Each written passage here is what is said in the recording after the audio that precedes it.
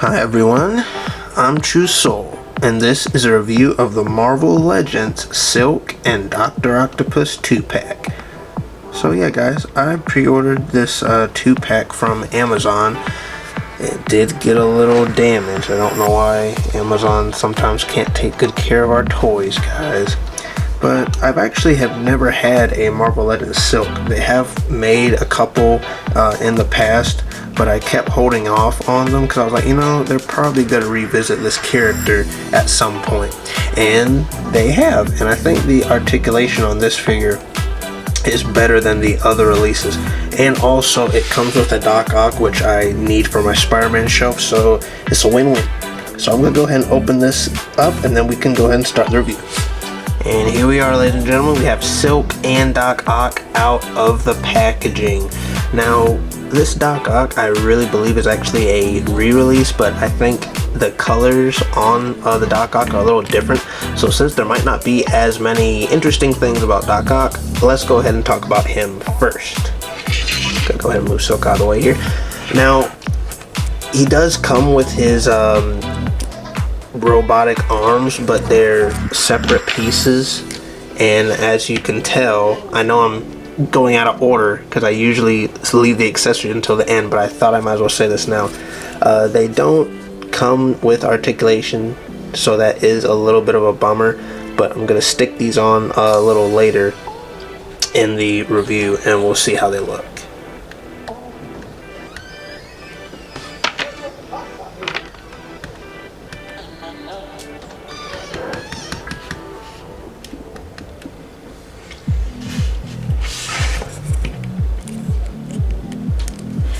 So I do like this classic look for Doc Ock. This is pretty much the Doc Ock that, you know, you think about when you think of the character, at least the one that I think about. Kind of stubby, a little on the big side, but his articulation actually from here looks pretty good. And let's go ahead and go into that right now.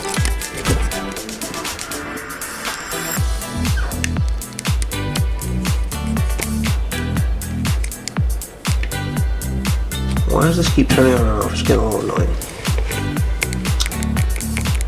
So it doesn't really have that much up on the head.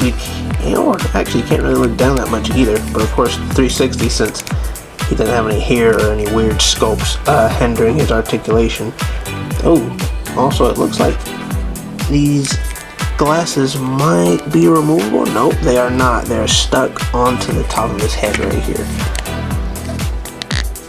Let's see, it comes with double jointed arms, also swivel up in the upper part of the arm,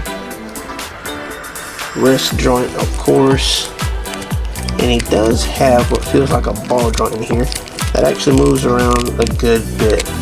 See, you can get a decent amount of articulation out of that. Got a swivel up in the upper thigh, double jointed legs. Ooh. Now he also has a separate swivel in the lower part with the boots. I know some action figures, Marvel action figures, don't have that. And of course, got that good old ankle pivot. So pretty much run-of-the-mill Marvel articulation for Doc Ock. Now I'm gonna go ahead and fit on his mechanical arms and see how they look. And here we go, ladies and gentlemen. I went ahead and stuck the arms on Doc Ock. Now, I don't think that each arm is supposed to go into a specific place. So if you want to kind of mix and match, see how they look, depending on what slot you put them in, you can do that. He seems to have two arms that kind of like swiggle outward, and then he has two that kind of look more like he's trying to grab Spider-Man. But I think it looks pretty good. I'm going to try to see if he can just stand up regularly. And you can put the arms a little bit lower to kind of help keep him up like that. I know a lot of people were kind of bummed that this Doc Ock did not have, you know, joints in the mechanical arms, or at least kind of like how with Scorpion's tail, how you can like bend it. That would have been pretty cool too. And I'm a little upset about that too. However, Doc Ock's mostly just going to be on my shelf, so if I can get him in a good, you know, pose that I like, I don't have too much of a problem with that. So I mean, all in all, I'm just glad that I have another Spider-Man villain to go on my shelf. So, not a whole lot of complaints there. Alright guys, we're going to go ahead and move on to Silk, who actually is a character that I'm not a whole lot familiar with. I just thought, you know, she's Spider-Man related and she looks cool, so I went ahead and got her. And it comes with a Doc Ock, so I went ahead and got it. I really like this face sculpt that they went with. Really cool, unique face sculpt. Now, see, it does come with a masked head. She also comes with this bandana, which you can take off. Or maybe if you want to, you could put it up like, oh, well, no, I think this is just meant to kind of hang around the neck. And it is kind of loose, so you can play around with it a little bit. But I'm just going to go ahead and leave that as is. But yeah, really like the red, black, and blue design. It kind of reminds me of Ghost Spider, for those of you who know who that is. Now, one thing that I found kind of interesting is these peg holes on her back. I'm not sure if they're supposed to, if you're supposed to stick something specific in there. It might have something to do with her accessories, which I haven't opened up this bag of accessories yet, but we'll get to that a little later. Yeah, it seems like most of the paint and everything is on the front of the figure, and the back's kind of bare. But I mean, if that's how the outfit actually looks, then I'm not gonna gripe about that. But let's go ahead and go into the articulation. And this Silk, thank goodness, comes with the double jointed arms, guys. I've been saying this for a while now. All new female figures that Marvel Legends makes needs to come out with this double jointed arm. I really feel that there aren't any, you know, really good excuses as to why they can't do this with all their female figures. They've been doing it with the male figures for years. Just keep doing this. This is way better. Give them a lot more interesting poses with this extra joint right here. But let's go ahead and talk about the rest of the articulation. Now, as usual with it, shorter haired characters, her head articulation is a lot better than Doc Ock's, because Doc Ock couldn't even bend it back. But of course, I feel like with her slimmer body, that makes it a little bit easier. Also, this ball joint, which helps with that articulation as well.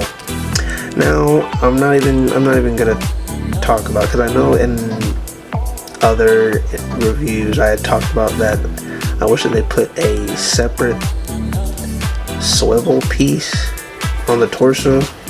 I'm not gonna gripe about that too much. We all know Hasbro just does not do that with their female action figures. Whoa, that's a pretty nice seat position there. And of course, double jointed legs with that good old ankle pivot. I'm really looking forward to taking some pictures of this Silk action figure, getting her some pretty cool poses, which you'll see some of those at the end of the video. But before I start rambling, let's go ahead and get into my favorite part of the review, which is the accessories.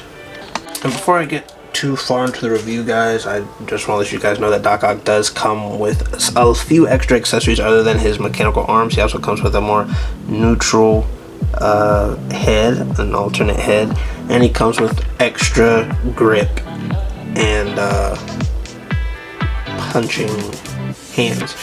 Not really a whole lot to say about that. But one Silk accessory that I thought was very interesting, because I haven't seen an accessory quite like this. She comes with what looks like a web shooting hand. At least for her, it looks like the web is coming out of her fingers. Now, I don't know a whole lot about the character, so I'm not gonna, you know, really talk about how it looks weird or anything like that. But I do like how this accessory, like the web, is pretty much connected to the hand. So if we pop this off right here, and then pop that in, like so, I think this part can kind of like wrap around the hand. It's kind of like she's